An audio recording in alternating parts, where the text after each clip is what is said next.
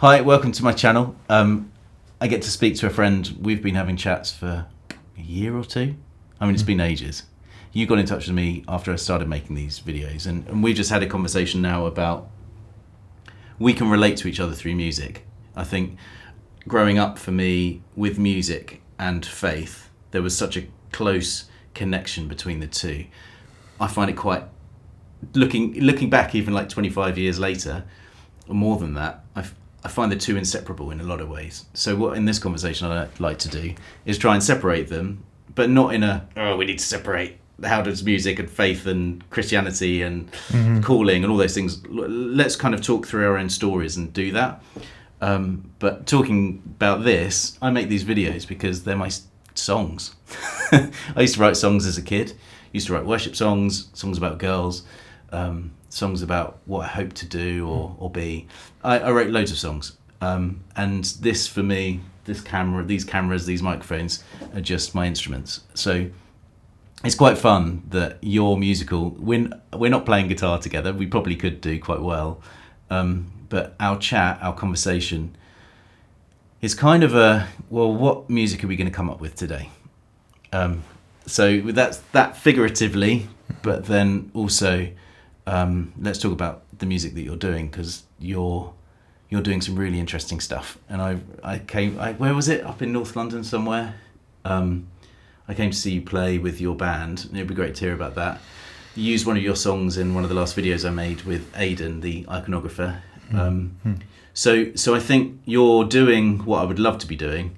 I just don't know anyone to play with. I try and play with bands, and I'm like, I'm so bored. Come on, this is Surrey, isn't it? You can't swing a cat without hitting Eric Clapton. Yeah, but it's East Surrey. It's the poor bit. Oh. But no, So I think what I would love us to do is somehow in our conversation, not kind of attempt to dissect our experiences in a dull way, but I know a bit about your story, you know a bit about mine, but let's find where we have a similarity, and then let's try and open that out. So I'd like to talk about you in terms of a worship leader, as a songwriter, someone that looks for people, finds them and brings them together, which you did with me essentially, and that's what you do with Held by Trees. So how do we start? I guess what I would like to ask initially would be, what came first for you? Was it music or was it faith? I think very similar to you. I can't separate them very easily. I grew up in a home that was very, very musical.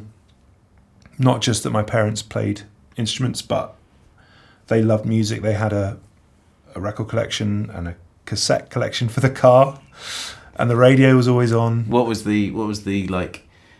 Which tape do you remember best in the car? In the car, the first one that comes to mind is Eric Clapton's Unplugged. So Eric gets two mentions already. Yeah. But Eric Clapton Unplugged from the early 90s. Yeah. A Waterboys album called Room to Roam. Hooked on Classics, which was sort of classical music but with drums in the background and some sort of, I think, early 80s synths and things really? Chiming in. That sounds pretty bad. Joseph in his Technicolor. Do you know what? I haven't looked for it. So it can't be that great. Joseph's Technicolor Dreamcoat soundtrack, but my parents' record collection was kind of more interesting, I think, to me. So I think the first album I ever I learned at the age of 3 to put a record on. Apparently, my mum tells me, and the one I would put on the most was Genesis Invisible Touch.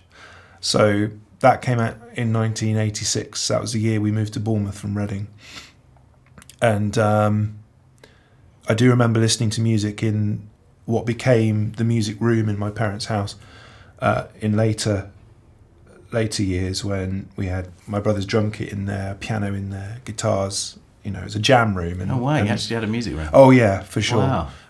But back when I was really little, it was just sort of a dark room. And I remember listening to Sky there's like a super group of session musicians called Sky, and it was instrumental music. Right. So there's a big influence actually on what I went on to do with Held by Trees. But Dire Straits, Chris Rea, Krista Burr. I know. Actually, more than just Lady in Red. Right.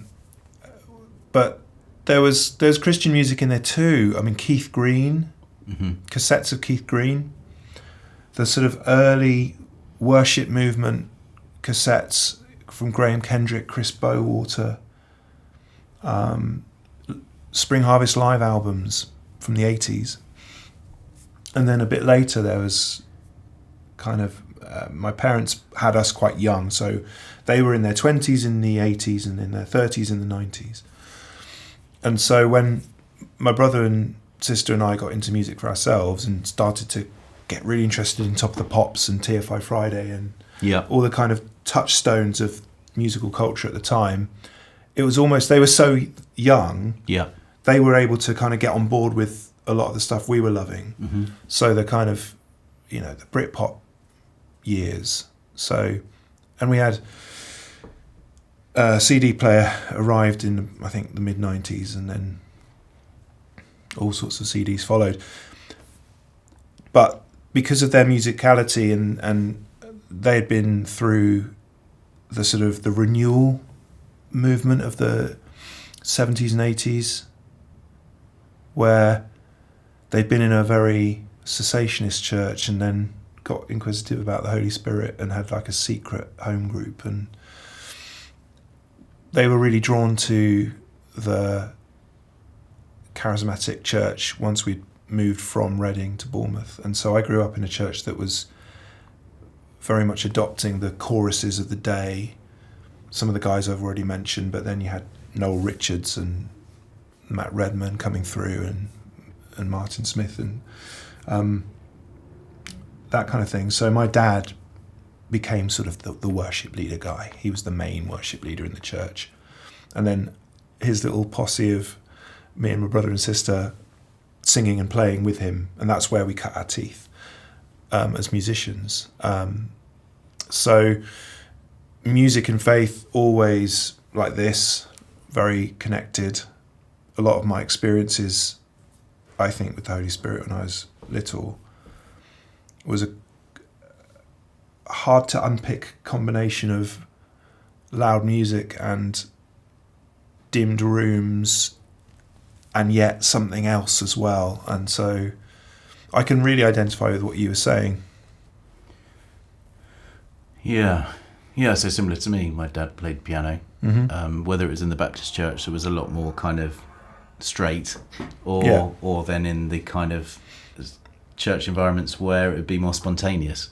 And I played guitar next to him, and I'd learn. And like there was a youth group I used to go to in East London, and I've forgotten. I was listening to a podcast or something talking about who was a really influential person to you in terms of your faith.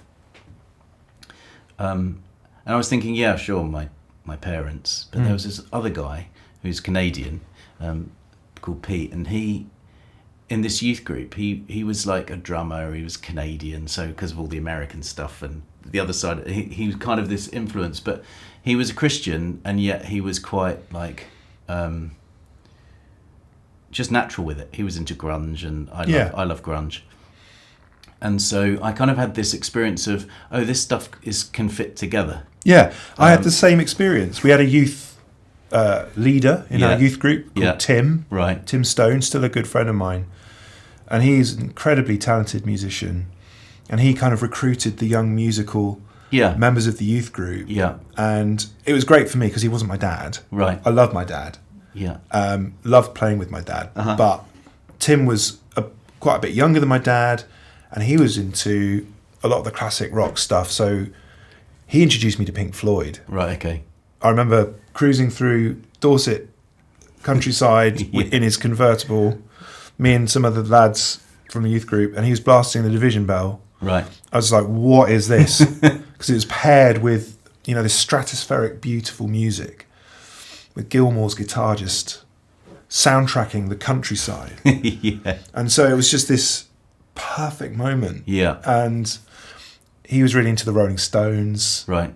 And so we would jam stuff like Shine a Light or Like a Rolling Stone, or there was various songs that we would, he was really into all that Clapton stuff as well, and Yeah. we'd jam that alongside worship songs, you know? Yeah.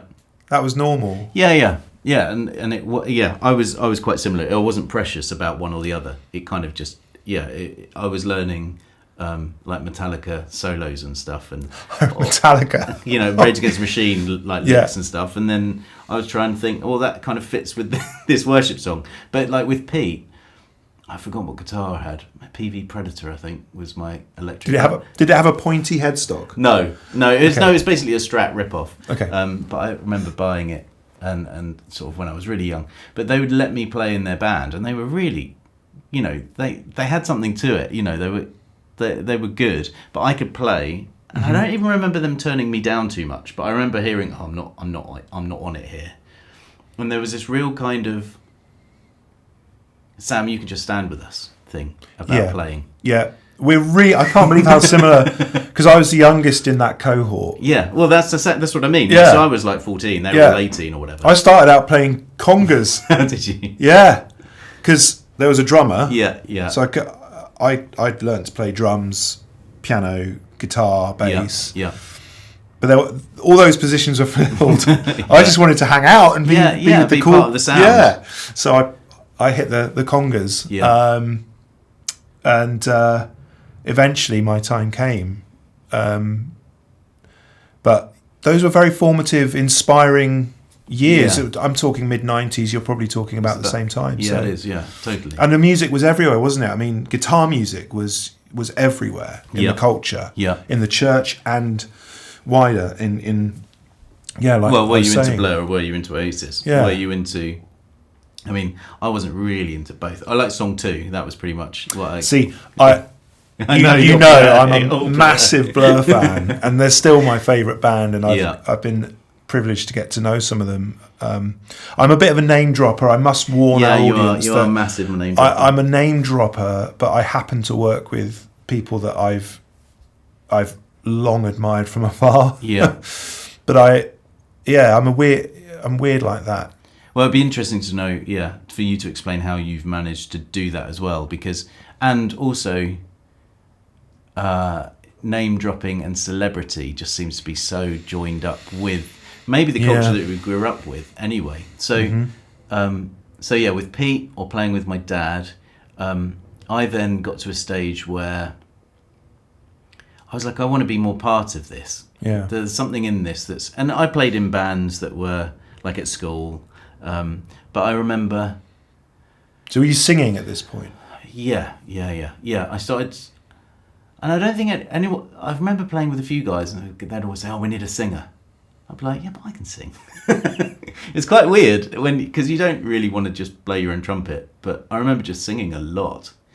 And I could sing it, I could sing in tune and everything, but I didn't really have a distinctive voice. And so And this is where, again, Soul Survivor played quite an important part for me. There was a point in, 95, 94, something like that. So I would have been 14, 15, maybe 16, it's 96. And there was some, like, equivalent of the altar call, who wants to do music or sing or whatever.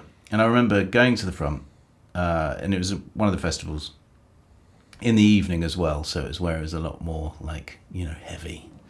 And we were all just singing this kind of worship song on a loop, one that we all knew. And I had my eyes closed and I was just singing. And there was this kind of like, God, please use me in this. Because it was, as you said, I'd grown up in an environment where my faith, my maturity, my purpose in some ways were joined with music as well. And my voice changed as I was singing. I heard it. I was I was called Eeyore because my voice kept breaking as a teenager, and it was going all over the place, like 12, 13, whatever age it was. And I really had that voice. That's cruel, and I'm sorry that happened to you, but it's also very funny. But I had that, and it was like this real thing where my voice was quite a weird part of my growing up. Right. But to that level, I experienced something that was that physical, and a voice moved from being whatever it settled on when I was 15 or 16 to then having the singing voice that went boom. Mm-hmm. And it was, I don't know whether it was a hard palate to soft palate or equivalent of what you'd say, but that, you know, when you'd yawn to sing and you feel that kind of being able to sing better. Yeah. But it wasn't that. It was literally it felt like God had given me a new voice. And that gave me a confidence. It gave me some sort of like, okay, I can go into these situations and I can use the voice that God's given me. And it was really that sort of significant. I remember singing in my sixth form, younger than that as well. And there were 180 kids. And I was at the front in the morning assembly just with the sixth form. And I'd sing this song that I'd written. I forgot what it was about God the Father or something. And it was a Christian school, but no one was Christians. I mean, we had the highest drug use and pregnancy rate and everything else in Romford. But I remember seeing there was just the stillness just happened. And I'd never experienced that, and I felt like God's just used me to bring stillness into my sixth form. That is like the exact same story as Martin Smith's first time singing in front of anyone. It was at school, and the presence of God came, and yeah, and I thought, this is it. This is what I want to do. I want to be here. I want to be like, it doesn't matter where I am. I don't have to be in church. So that's amazing. I had the opposite experience at school. Yeah. Where what sort of school did you go to? A very under funded. It wasn't even a comprehensive. It was like just a secondary. Yeah. On an estate in Bournemouth, and so pretty hard. Looking back on it, yeah, it wasn't great. I didn't get very good grades. I did okay, but it was pretty rough. There's some very troubled kids there, but the head teacher was really, really trying to drag it up to a higher standard. But I look back now and think how incredibly underfunded it was. We had broken equipment from a secondary school that closed down and just given all the Bunsen burners and stuff to our school, and they were just like broken. So how do you, when you say it was opposite to my experience? Well, because I formed a band when I was 12 with my brother. Cool. Who's still is like an incredibly gifted musician. Yeah. And his role in the band was drums, and I'd play guitar or piano. Yeah. Interestingly, it started as an instrumental band, which is... Hence was it Sky, did you say? No. Well, Sky, but I just couldn't sing. Mm-hmm. My voice hadn't even broken it when we started the band, and I didn't want to sing. And I'd borrow what I could, 4 tracks that only had 3 tracks working. Yeah. You know, Tascam. Yeah, I had one. You know, chrome tape. Yeah.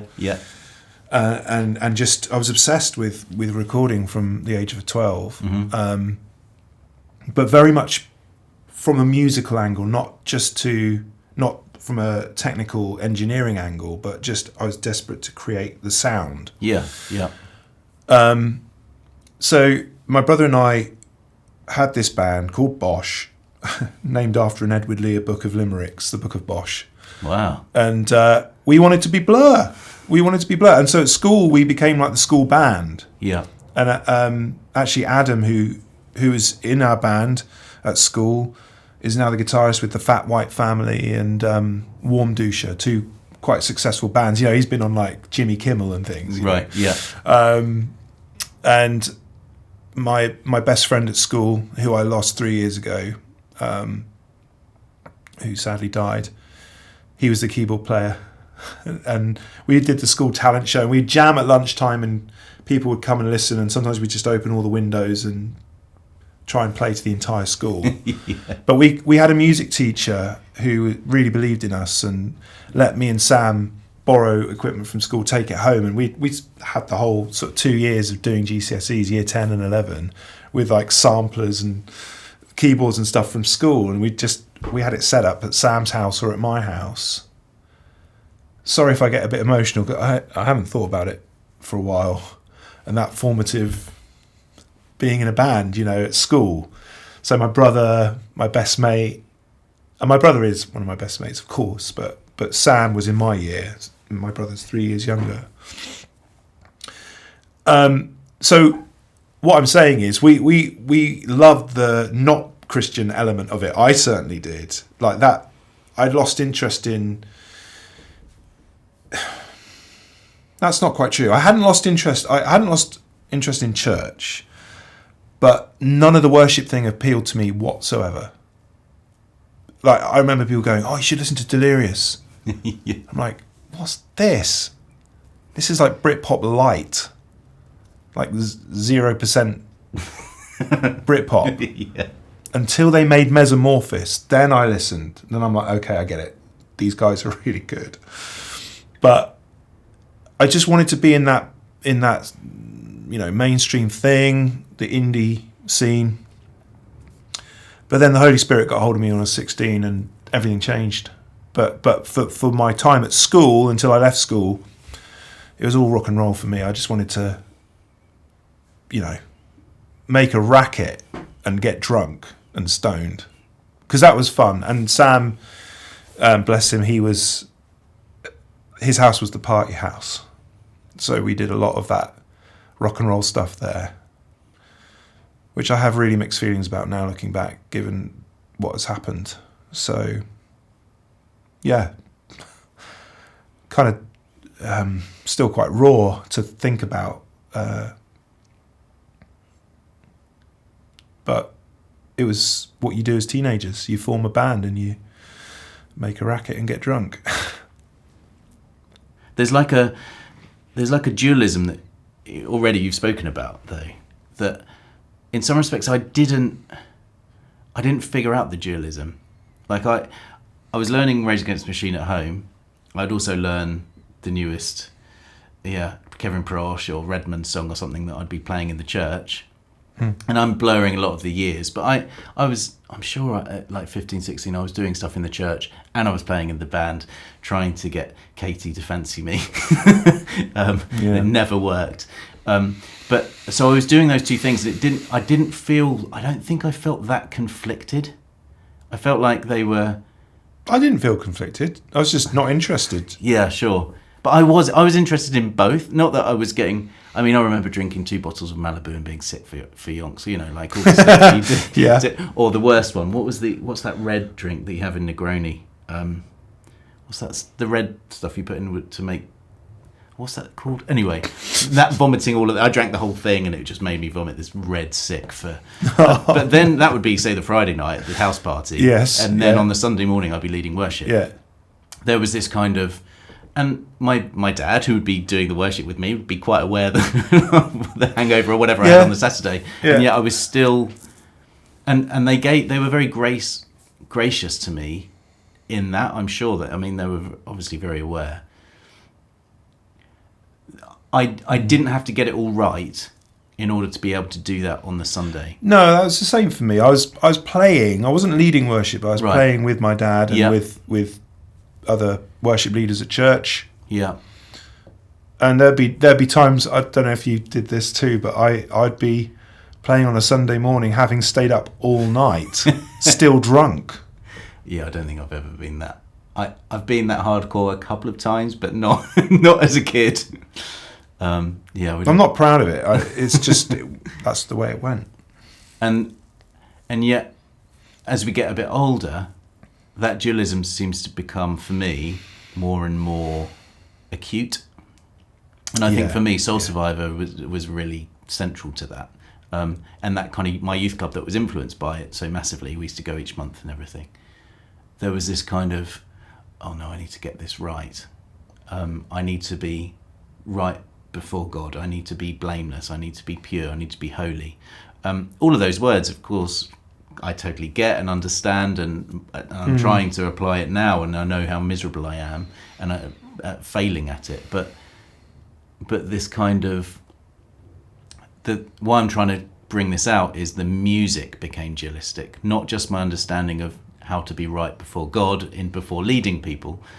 My understanding of music started becoming these two different strains a little bit. Where I was saying let's try and be critical or take apart our experiences, I'm wondering when did the blinkers go on? Because playing next to Pete as a kid in the band, they were 4 years older than me, and talking grunge and everything else was exciting. Well, maybe that's where we diverge slightly, because I don't think I ever saw it as dualism, because I was always, I think whichever environment I was in, I'd try and co-opt the other. So for 12 years I was a full-time musician, playing in pubs and bars and weddings. And so we skipped from school, did you do sixth form? No, I went to college. Okay. But during that time, so I went to Soul Survivor in the year 2000 in Manchester. And that was your first one? That's my first one. Oh, okay. And how old were you then? 16. Okay. And I'd left school, done my GCSEs. We didn't have a sixth form. And I had some money in my pocket because I was labouring. I had a six-pack. Yeah, I did. Yeah, I could do 200 sit-ups. Yeah. Yeah. I was healthy, tanned, wadded. I wasn't wadded, but I could do 200 comparatively, I'd done a paper round before that, so I had like 50 quid in my pocket, you know. And the party house was happening, and there was a few party houses by then. But I went to Soul Survivor. I'd never lifted my hands in worship. I felt too self-conscious. Because family are around. Yeah. And I'm quite a self-conscious person, actually. I am very conspicuous. I'm 6'5". And yeah, anyway, I hadn't ever done that. I went to Delirious played this gig in the Manchester Evening News Arena. Mm-hmm. On one of the evenings we were up there. And it was during Did You Feel the Mountains Tremble? And I looked around and no one was looking at me. There's lots of people, but no one was looking at me. And I raised my hands in worship for the first time. And I really believe that was the moment that I would use the phrase baptized in the Spirit. I think it was hands up, like surrender as well. And essentially, to cut the story short, I came back to Bournemouth and I was never the same afterwards. Why cutting the story short might not be the best move, because raising your hands was always something that always felt a little bit encouraged in a who am I raising my hands for kind of way. You were doing it in a way that was for you, not encouraged. Me. Yeah, no one had said anything ever. But it was like you raise your hands to demonstrate you're part of the kind of the self-actualized version of the congregation, right? Maybe later, when it becomes a learnt behaviour and there's that mimetic crowd thing or group thing, and this is what we do. Yeah. But it wasn't that for me. It was a moment of, okay, God. Yeah. Here I am. Yeah. And I'm going to do this. And I can't really explain it more than that. But all I know is from then, my double standards of being a church boy, a believer, definitely a sincere believer, but very interested in substances. And I know now why more, because I was depressed. I was a very anxious child and teenager. There were things that happened in my very early years that gave me attachment issues. Now I'm married to a psychotherapist, so I know some of the lingo. Yeah, I don't. But I was anxiously attacked. I had anxious attachment stuff, and very, very nervous. And now I'm only just in the last few weeks, as you know, because you're my friend, but beginning to explore some neurodivergence potentially. So I'm wondering what that may have, how that might have played out for me. Yeah. Anyway, when I went to college, I was just this on fire, zealous, probably a pain in the ass Christian. Yeah. And just, I was in this phase of, you know, they talk about like you become like this roaring lion when you first get saved, and the zeal, and it was that. God was so real and intimate and immediate to me. Yeah. And everything just clicked. Like I understood the gospel, and it's like night and day for me. So I come back to Bournemouth and went to college, and I was just this different guy. I was still really interested in music, still listening to pretty out there stuff, and I formed a little band with a course mate at college, which was called Captain Clothes Horse, and we did really avant-garde stuff, really fun. But I was still doing Bosh, and Bosh switched from being this school band to being this little evangelistic rock band. Because a guy from church joined, the school guys left, so it was me and my brother. And a couple of years later, these guys that came to study at Bournemouth University joined our church, and they were perfect for the band.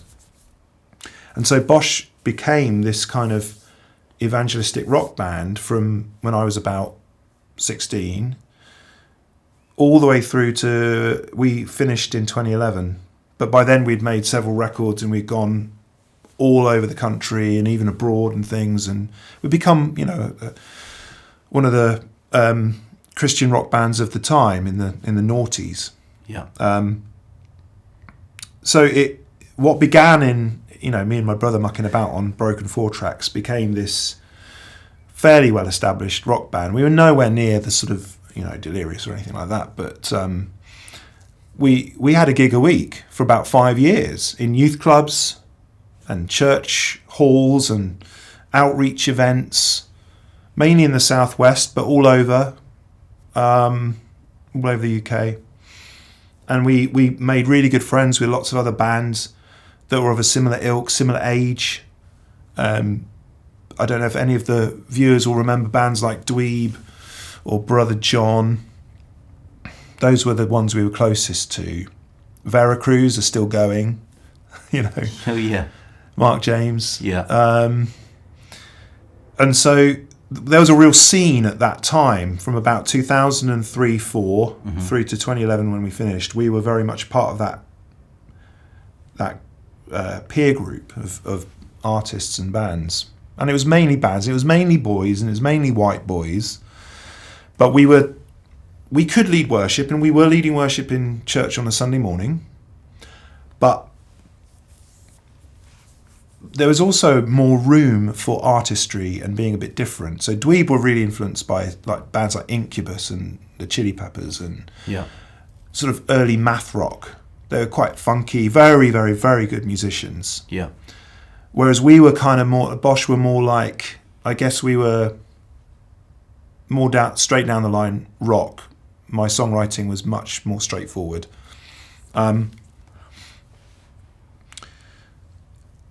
Yeah, and then I got married in 2005, and before long we had our first baby. But I was very much like faith, church. I was living by faith for a while when I met my wife, and running a prayer room for the town of Bournemouth and all this kind of stuff. Yeah, I was wondering, like, when you were doing that, with those weekly or more gigs, how were you paying the bills then? Well, I worked in a care home for a while for adults with learning disabilities, or I think what we'd say now is diverse abilities. And I worked in, I had this amazing family friend of my dad's, but we became really close, and his name's John Tardif, and he gave me a job as like his assistant, and he was a graphic designer. Mm-hmm. And so he taught me how to use the Adobe Creative Suite. And that was amazing because it set me up for life with a skill set that I could use to earn some money.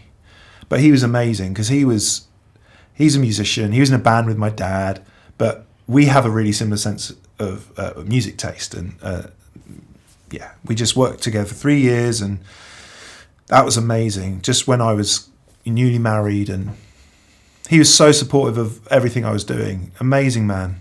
So you were kind of at a stage where you were doing what so many people wanted to do, playing bands, sort of being a missionary in some respects. I was insatiable. I was just obsessed. All the time. Absolutely obsessed. For that long? I've always, since the age of 12, I've been obsessed, and I'm still obsessed. And to a fault, where I've hurt people because of my obsession and my lack of, at times, especially in my 20s, when ego was being fed, especially at church, because I was the golden boy. I was the worship leader's son who'd taken on the mantle, and I hadn't gone off to uni. I'd stayed in Bournemouth and set up this prayer room. I had this evangelistic rock band that was all going around the country. I'd met a beautiful woman and married her and started a family. I was doing everything right. So, of course, I was the golden boy. And it fed my ego, and it made me feel so... I can look back now and see how entitled I was and how much that fed my... It all got blurred in and confused with my creativity and my ambition. And I can see how incredibly toxic I was. Who was your kind of... Who mentored you, I guess, at that stage then? Or, like, was that something that you were looking for, or was that... I had brilliant pastors, but I wouldn't have called them mentors. Certainly not with music stuff. None of them were musical. So I felt like a massive outsider, and I longed to be part of the kind of... Whether it had been the worship fraternity of your Matt Redmans and Tim Hugheses and I mean, Delirious were kind of in a league of their own in a way, but the Soul Survivor thing demonstrated this kind of cool gang. And I think a lot of people wanted to be a part of that. And I could see, I felt like I could do that. And again, going back to the entitlement thing, maybe I felt like I should be doing that arrogantly. Yeah. And then I was also really drawn to still wanting to be involved in music beyond the church, outside of the church hall. And I think the peer group of bands that I just mentioned, we kind of became each other's mentors in a way, in a peer-led way. Right. Like really good friends, involved with each other's weddings and family events, and it was proper close friendship. Still am really close to loads of those guys. In fact, we're all getting together this year to do a big gig, a reunion. Anyway, but I made all of that happen with a community of musicians that I set up because I was really isolated. I'd been to some of the kind of worship conference school type things. I won't say where, but they kind of, it was like, here's what you need to know. Go and do this. And they separated themselves away from the paying people that were coming, and they ate lunch together and didn't really talk to anyone. Yeah, I remember going to one with, I've forgotten who it was. It was some of the guy. Oh, it's all the Let's ones. not name too many. Well, no, but Owen Heaslip, I remember, from Dublin. All right. Do you know? No, you don't know. I remember the name. But like Stuart Townend or Matt Redman. I mean, the guys were there, and yeah, we were all of the kind of pawns, but we didn't get to play the proper game.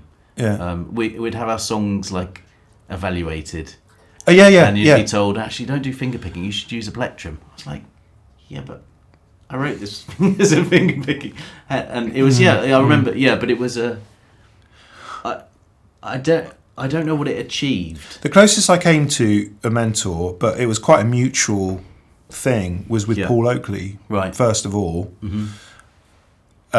Paul we invited Paul. I'd heard that Paul was interested in doing music outside of the worship thing, and that he was working with a band called Electrolyte that were based in. Do you remember those guys?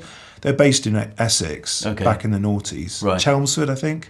Where was I in the noughties? I was then in the US, and then. Oh wow, okay. Yeah. Well, they're a really good band. They had kind of a pedigree outside of the church as well. Paul used them as his band for worship stuff, but was also writing some non-worship songs, and we became really good friends. And he got me involved in some of the kind of the worship leader invite-only gatherings. Right. So I felt, I mean, again, it was that just playing really to that fed my... golden... Well, yeah. And because now I'm in. Now I'm hanging out with Graham Kendrick, on this side. And, Lots of the UK worship leaders, it was like a songwriters, worship leaders retreat in a retreat centre, and it was invite only, and Paul had got me in, and I got to meet lots of the people that I really looked up to. Yeah. I first met Martin Smith there actually as well. So Paul was great at just helping me believe in myself a bit more, and introduced me to some people. But you did believe in yourself. You just you said you no. yourself Well, there's a difference between being told that you're this and being lauded for it and encouraged, but you haven't really found out who you are. All of that's an artifice. That's all other people's ideas of who you are. Yes, you can do it. Yeah. I could cook you a meal, but I'm not Gordon Ramsay. You know what I mean? We can do things, but is that really resounding? Is that the resonant frequency of who we actually really are? I wouldn't say at that point I could tell. Yeah, but I'm not sure many people in their 20s can they? No, but when you ask me if I was already feeling believing in myself. Yes, I believed my own hype. Yeah. No, I was incredibly insecure, felt like an imposter. I hadn't matched, all these people around me had these global songs that had gone around the world, and multiple times, multiple different songs that had become global anthems in the church. Yeah. And here's me playing to 20 kids in a village no one's heard of in Somerset. That's the sort of thing I was doing. So going back to faith, was that an aspect then that that relationship was, or was it as a musician, or was it as someone that was sort of serving God professionally? Yeah. Which one was it? Like, just trying to then separate things again. It's really hard to unpick it. I feel like I was just trying to be a really good boy for everyone, and for God. Yeah. And I had what I would now see as pretty twisted theology about who God is. I had church leaders I wanted to please. I had an audience for my band I wanted to please and be a role model for. Of course, I had a wife and kids. I was trying to figure all that out as well. We both were. Now, I'm just realising this all sounds very... No, not really. But it doesn't. Oh, good. Because I don't want to sound super negative and super sort of like, woe is me. No, you don't sound like that. Good, But what I'm trying to do is understand, because everyone seems to, within our experience, confuse and conflate music, faith, church expression, community, and then calling is where I start, because the experience, or a lot of people in a sense of calling, often within our worlds, has come from an altar call or an experience or a prophetic word that has had the environment set by music. Well, the key part in my story is that all of that came crashing down in 2014. some things happened. I won't go into huge details with. Connected to my mental health, connected to some of the theology when I say we, I mean my wife and I were around. Essentially, I entered depression and deconstruction and pretty much a breakdown. I left very suddenly the church I'd grown up in and been that golden boy. My band had ended by then. I was 2 years into a theology degree and left that very suddenly as well.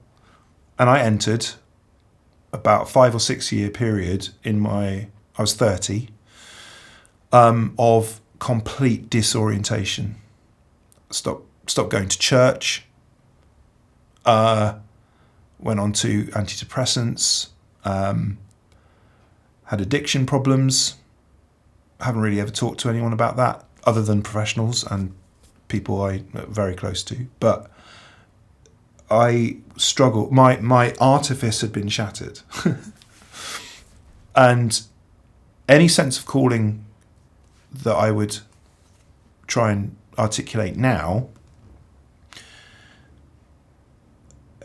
has come from that fire break, that complete desolation of that period. So, and also actually losing several people really close to me and being involved in those pastoral situations and being quite central in those, not out of choice necessarily. No one would choose it, but it's anything I'm doing now has really come from the soil of that existential, pretty much almost crisis, because I think everything came apart. So, and one of the reasons I really value speaking to you is that it didn't stop there. And we can still talk about music, i.e. the record that you've got in front of you. We can talk about faith, as in you're currently training to be a curate, or you are a curate. I'm an ordinand, so that's it. Yeah, before the stage before being a curate. I'm doing my master's in theology. Yeah. At Sarum College and training to be a ordained minister. Yeah. So there's this kind of golden child is back. Yeah, but mangled, and with actual empathy for people, and hopefully less toxicity.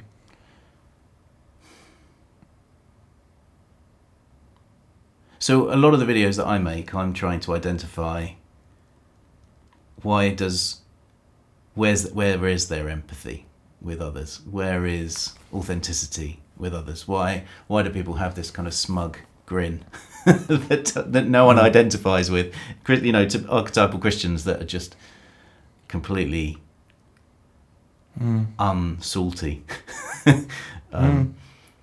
How do we look at that part? So you had that incredibly personally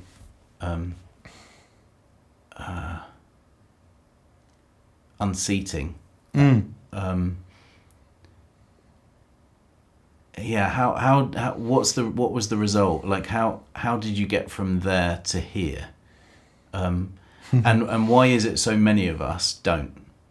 So I think there are a bunch of people who watch these videos who are just like, I am still at sea here. And there are a bunch of people who don't even just see, like, maybe not you because you've returned to Golden Child. I'm teasing you deliberately, but me, well, he's still a backslider, right? Because you don't go to church every Sunday. Yeah, or because I'm questioning some of these things, I'm wondering, does that actually make any sense? Do we really want to just swallow that? Yeah. So I'm just trying to think, how do we?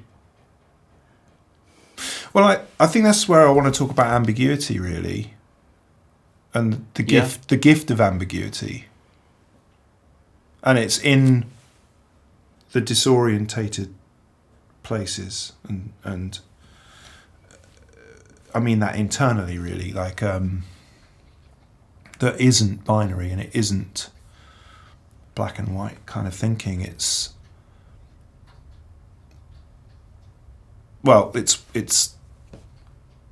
between places, but maybe not necessarily on the way to arriving at something.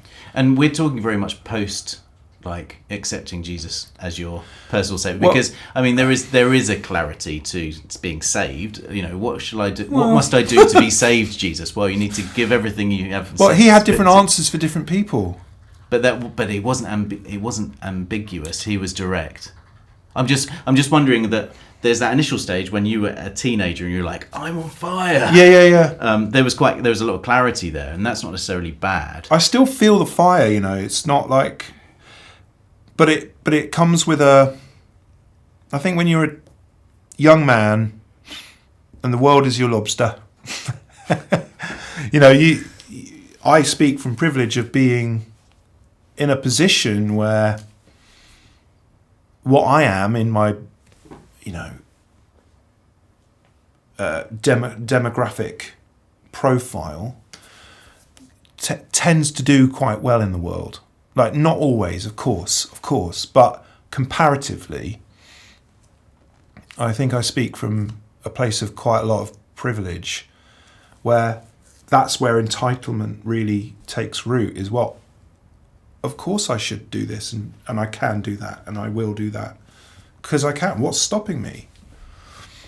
And I think when you do get stopped, and you unravel, and you get to know your vulnerability and your weakness and your fragility in all sorts of ways, relationally, emotionally, mentally, and spiritually. And for some people it's physically, you know, with illness of various kinds. A lot of that kind of mirage that we had of ourselves just dissipates, and you're left with, you got to work with what you've got. And the grace in all of that is that is the perfect place to be walking with somebody who really loves you unfailingly. Not sure I like unconditionally, because I think there are it's not conditions on whether you're loved, it's love has boundaries, and some things aren't good for us, and so that love sometimes helps us to understand where those boundaries are. There are conditions to what is right and good for us, and what brings flourishing and shalom. And I think in that place of being broken down, it's a perfect place to really understand grace. And I think when you've been given patience and kindness and grace, gentleness, you become a conduit to it, because you want others to feel that too. And I think that's where a deeper sense of empathy, if that's the right word, solidarity sometimes. Yeah. It's not just, oh yeah, I feel that. It's, no, I'm with you in this. I'm alongside you. Which that talk we went to with Rowan Williams with his new book, Solidarity, is all about. I'll just press the thing on this again. So in some respects, your suggestion, and this is what a lot of people, the whole post-evangelical, I've not read all the books. I know you've read loads of them. You're way more schooled up than I am with this sort of last 5-10 years kind of view on this stuff. But a lot of people, I mean, what you're suggesting is you kind of need to go through a moment of crisis to realise your own shortfalling, or your own inadequacy, to see God's power, to then deconstruct where you might have built your belief system on a sense of success in order to then be useful. Right? No, I'm not prescribing that. I know you're not. Describing my own experience. But it's what a lot of people seem to say. Well, maybe there's something in it. That things really need to go to shit in order for you to realise that. Well, unless a seed falls to the ground and dies. That whole thing of, you know, you lose your life. That sense of loss and disorientation is, maybe it's meant to. And Richard Rohr, the whole thing of second half life. Well, interestingly, like maybe, because those of us who have grown up in a Christian home that to some extent have been the golden kids, right? Mm-hmm. You did that, I did that, I did the worship leader, then I had this a whole idea of what would happen, but I then did theology, became a youth worker. So I experienced that too. So for those of us who grew up in that environment, who was like, well, there's a sense of being the it was the older brother, right? That was still at home. Not the prodigal son. It was the older brother. So that's so interesting you bring that up, because I've been thinking about that a lot, and I think there's like this stage where in the prodigal son is there eating his pig food. Yeah. And he thinks, if I go back home, I can't be a son because I burnt that bridge. But maybe I could be a servant. Maybe I could just squeak into my father's household as a servant. And that is where all religion begins and ends, is the servant. I'm the servant now. I'm the servant. I'm a good boy. I'm a servant. You're not a son, though. You've not been fully reinstated. You haven't allowed your father to put a ring on your finger and put a cloak round your shoulders and to throw a party for you. Because that's too much. It's too much. We can't look love in the face that way without... So it's much more comfortable to be the servant and do the things. So I think a lot of people find this happy place of, well, I'm a servant. I serve the Lord and I serve the church and I serve... But theologically, taking that apart a little bit, so what I was going to say was the prodigal son basically has to completely blow it. He asks for his inheritance, blows it. There's an expression up the wall with it. And he's then becomes self-effacing, over-religious, as you're saying, and says, I don't deserve it. You can almost sort of sycophantically. Yeah, that's another way of perhaps rendering. And then that's his religious. Words. What I was saying though was, you and I are the older brother that never did that, really. But I did. We said we did, but we didn't really. We were just teenagers. As in, we didn't. You didn't take it. I mean, I didn't put two fingers up to the father and go, right, this is in a conscious way. And I've got friends who did do that, who went full on sixth gear, 100 miles an hour away from it. We all know those people. Some of them might be watching. And I kind of just I sort of dabbled in and out. But I was still the eldest that stayed at home, and so then you get to a stage where. Do you need to go through that bit where you're like, oh, it's all fallen to bits? Well, the moment I go back to in my head, to sort of push back on this a little bit, is that during our second separation, when my marriage was falling apart, I was renting a damp flat underneath a church in Bournemouth somewhere. And really my closest friend Sam was the only one really there with me in that, and he had his own issues going on, and we were both in the crap, to put it politely, and I was smoking a lot of weed to just not feel the pain, and with that came exacerbated problems mentally, and I just thought so no, I hadn't put two fingers up at God consciously, but I had absolutely let go of any idea that I would ever be anything in church ever again. I'd blown it. But you'd stop relying on him. had you? Because that's the thing. That's kind of what in terms of the faith aspect. I couldn't tell anymore. Okay. Do you know what I mean? When you unravel that far, you don't know which way is up. You think you know, but you're not doing anything about it. Because any movement in any direction is too much to think about. So you just get through the day. Your autopilot is, and then you're like, how much time has just passed? Where nothing's moved or nothing's changed. I kind of want to. I just think. I'm just wondering, like, you know, the stages of faith, James Fowler stuff. In order for us to become people of empathy, using that line of being people that, I don't know, do we need to recognise our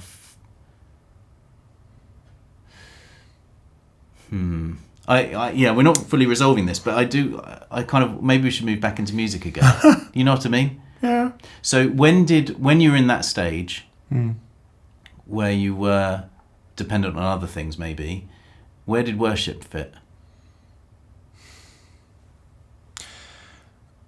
It was a source of massive pain for me.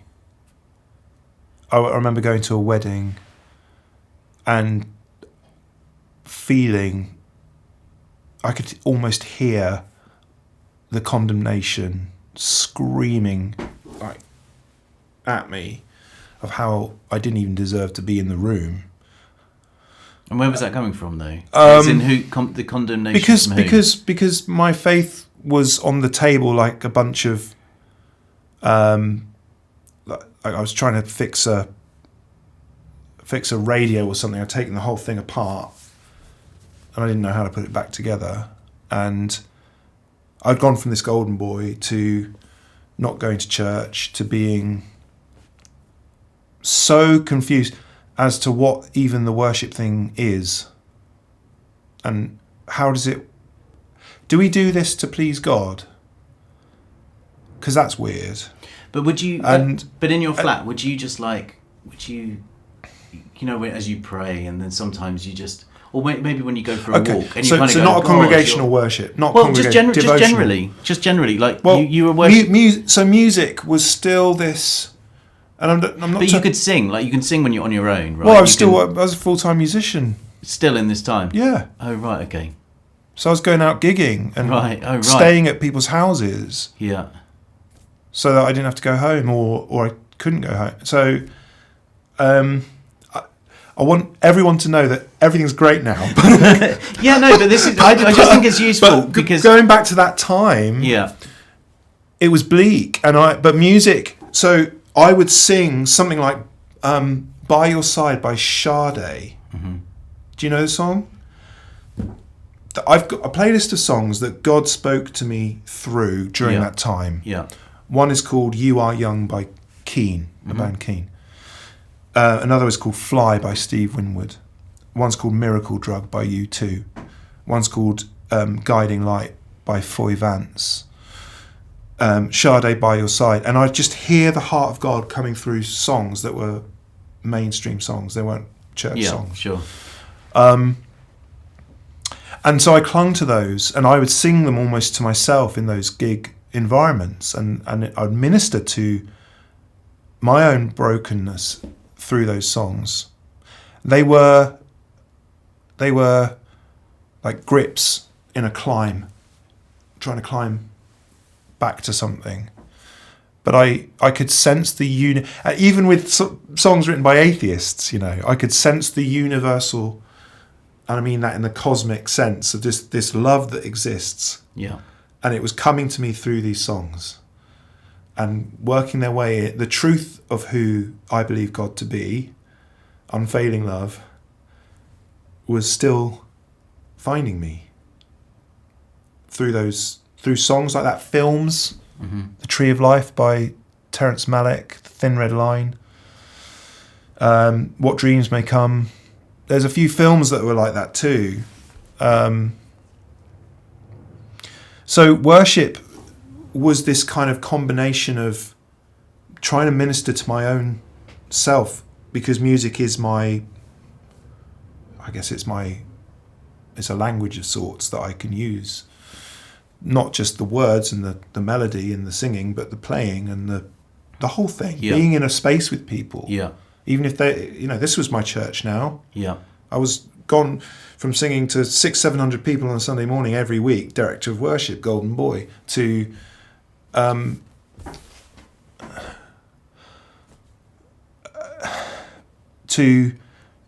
just trying to get through that gig in Bridport or something, or your parents live around there, don't they? Yeah, nearby, yeah. Yeah. So, or Southampton or Winchester or wherever. Could be O'Neill's in Winchester.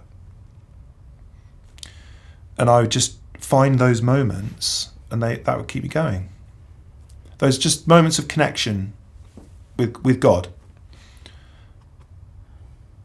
For myself, but hoping maybe I could put something in the room for other people too. The interesting conversation I had relatively recently with a friend was how when you were a teenager or whatever, the presence of God feels like a blanket, and you're like wrapped up in this blanket. This is incredible. Hey, everyone, you should feel what this blanket's like. It's warm. I'm wrapped in this thing. And the older and you get with God in your maturity, your faith, and all that sort of stuff, that blanket begins turning into a thread. Right. And that thread, you're like, there's a thread. the thread. I've got a thread. And I don't know. And apparently, as you get older and older, that thread can, and as you get nearer to death, things become a lot clearer. But I mean, hopefully, we're a little way away from that. But there's a sense that, yeah, in that stage, I don't know. Like, so when I play music, when I'm involved in worship, when I'm even just out with the dogs on my own in the woods, and those times for me are often my times of worship, or in the morning, and if I get up early and let the dogs out at 5:30 and hear the birds singing, they're the really simple things. Are for me moments where I can, when I read a bit of the Bible and I just review that sentence, that verse over and over.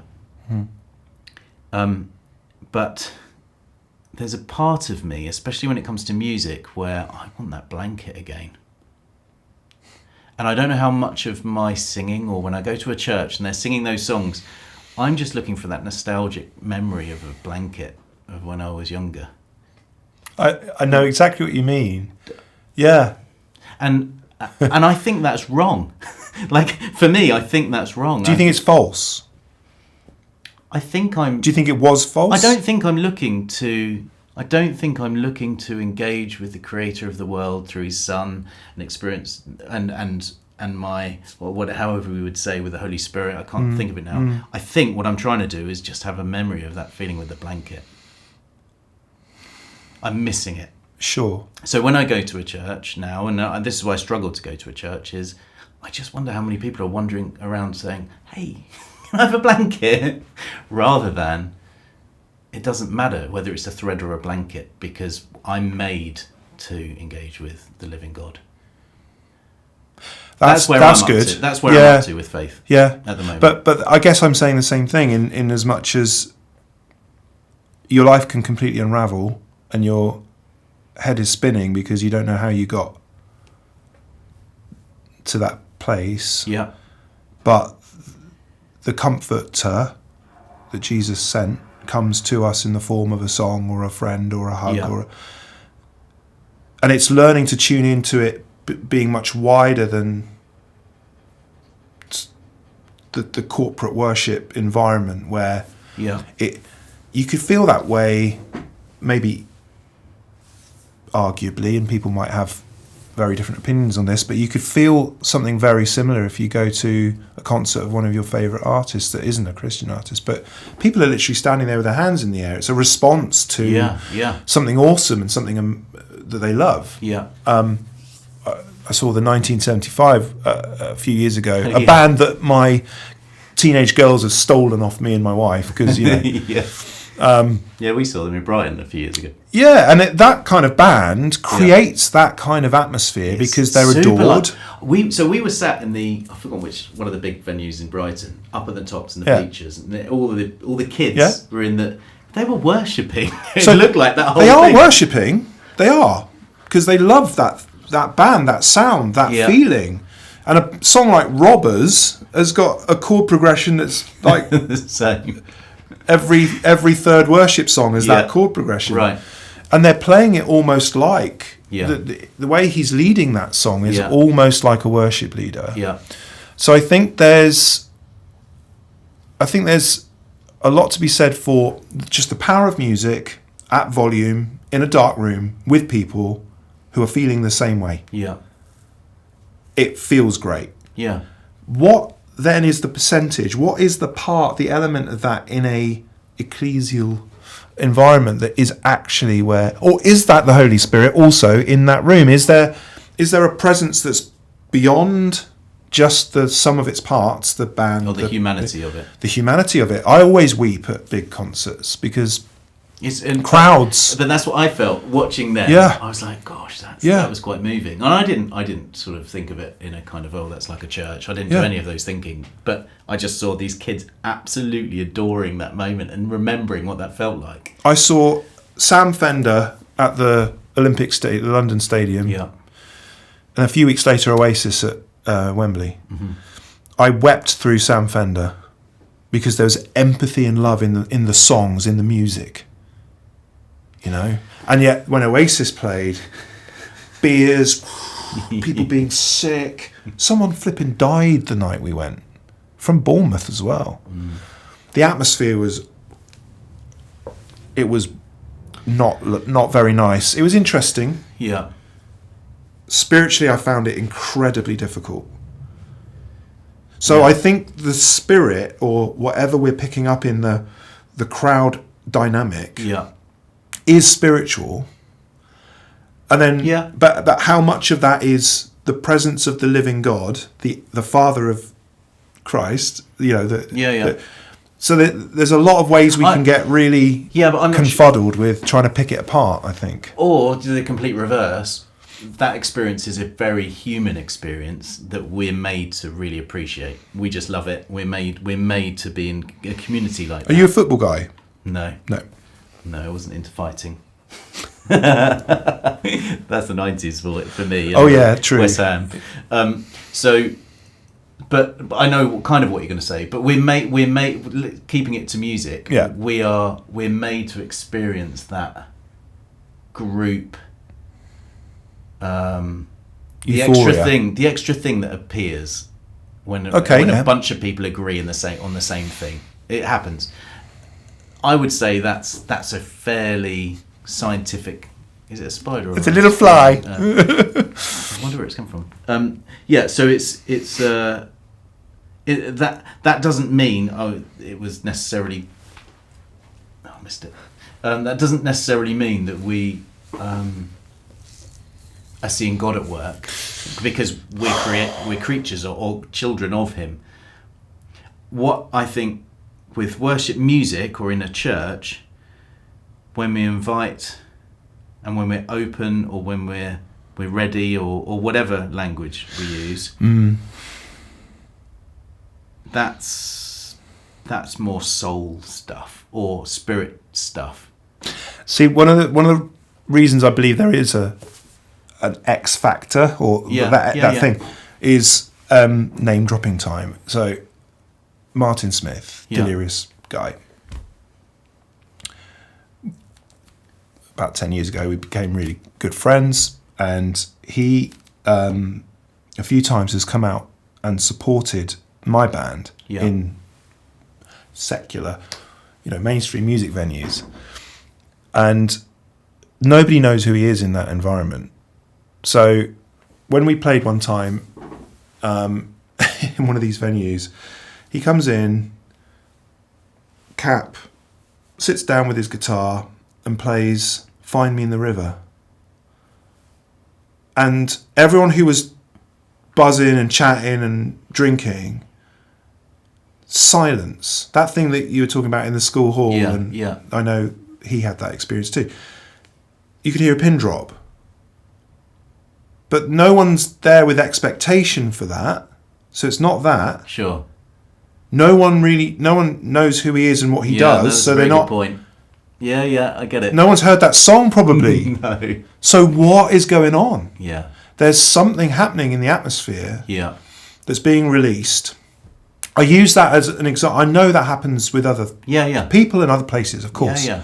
But he's just an interesting one because obviously those of us who used to go to the Delirious shows, we'd always look forward to that moment of, something's going on. Because he would often then prophesy after that bit. Yeah. And so that really confused me as a teenager because he was performing and then he was prophesying. Mm-hmm. I'm really confused here. Yeah, it's fascinating. And I've seen Eric Bibb do a similar thing. Who's another hero of mine. Martin and Eric and Jason Upton. 3 guys that for me, as musicians, irrespective of what worship songs they have or haven't written, when they play, the atmosphere opens up in the room. And whether people are aware of a spiritual framework, a theological framework or not, the effect is the same. There's something going on in the room. And so therefore I have to believe in anointing. We haven't even spoken about that, have we? Why does that dog always... Fizzy, shut up! I have to remember to cut that bit. Yeah. The dog is in the way of the anointing. It's a loaded term though, isn't it? Anointing, because that's been so abused. But we all wanted it. Yeah. Didn't we? Wanted it. I think we all wanted something to happen when we led worship where people... And I think you can have mixed intentions. I wanted it to happen because we all want it. We all want to meet with the living God. We want to know the Holy Spirit's presence with us. But also, I'd like to be the one in my role as worship leader to be the great high priest in here and go into the Holy of Holies first. That's what's so weird, isn't it?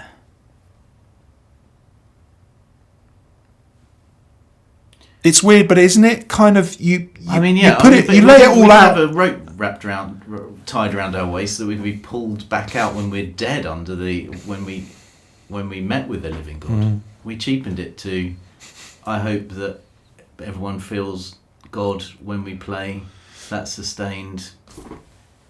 The Holy Spirit pads, yeah, and the U2E kind of delayed guitar. Yeah. I mean, it becomes cliche and eBay. Yeah, no, everyone knows what we're talking. Or a lot of people watching will know exactly what we're talking about because it became.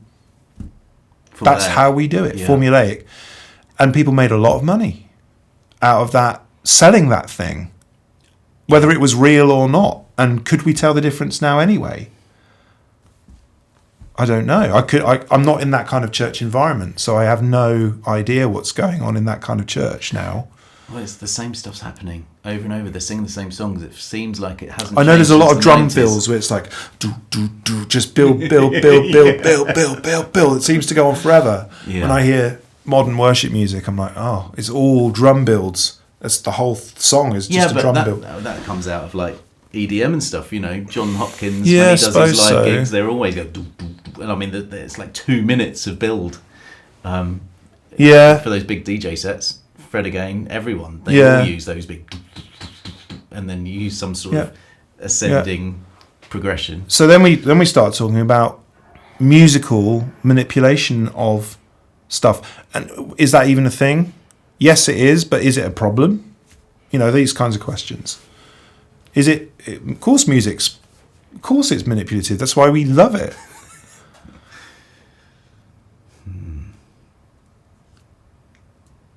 Is it a problem?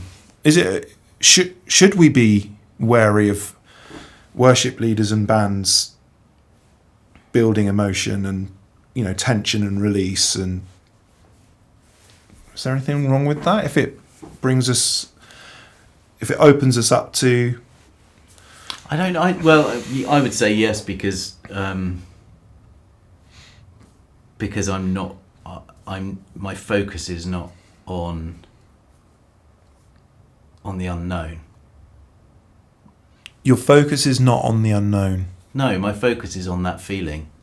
My focus is on using that analogy before, that blanket. But you sound like a drug addict. Why? Because people describe heroin as like a warm hug, like a blanket wrapped around you. But didn't it feel like that when you were? I mean, I have done heroin when I was 15 because I had a joint spiked. What? but mate. Yeah, that was a dodgy house party. Welcome to East London. Okay. But no, when in worship, in that sort of worship music, it did feel like that. Have you felt that in any other context outside of church worship music? Not just church. I don't think church worship music. It's more that when there are that many people, like when you said when you raised your hands, I can imagine what that sort of sense was like. The weird thing with that though is I didn't necessarily feel that much in that moment. I didn't get zapped. I didn't like suddenly go. No. It's not. But what I did, I can see the difference between before and after. Yeah. But I think that question about feelings and that nostalgic thing of looking back and thinking, yeah, it felt amazing.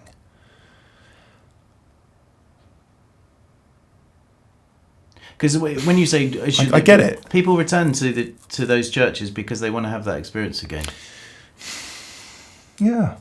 Is it God? How much of it is really God? Because I remember, I know that you've been out and been in incredibly dangerous places, and when you're there with people in solidarity, or you're serving somebody, you're providing somebody's need. Maybe it's somebody who's experiencing homelessness. I sense the presence of God far more strongly in that place of loving people than I do in a church worship scenario. And I had to unlearn a lot of that kind of, well, this is what we do and why we do it, is to get that feeling. Does